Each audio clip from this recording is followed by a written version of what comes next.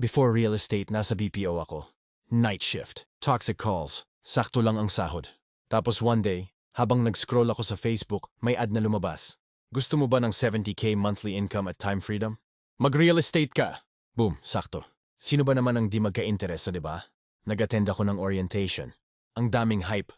Sabi pa ng isa, mag-Facebook ads ka lang. Pag may ads ka, madami ka makakausap at pag swerte may benta ka. So ginawa ko. Wala aral-aral. Walang strategy. Basta pinaandar ko lang yung ad. Pero guess what? Wala akong benta. Doon ko na-realize. Ito na yung sinasabi na cost of accepting counterfeits. Minsan kasi may mga ideya na parang gold. Pero fake pala. Akala ko ads gan sa instant sales. Pero hindi pala. So I paused. I studied. I tested. I observed. Hindi ako basta nagpadala sa hype. Inaral ko paano talaga gumagana ang FB ads.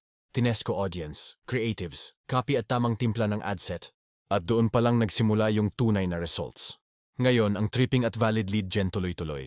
Hindi dahil sa swerte, kundi dahil sa discipline at pagiging mapanuri. Yung mindset na test everything. Don't just believe, validate.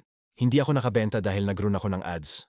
Nakabenta ako dahil inaral ko kung paano gamitin ito ng tama.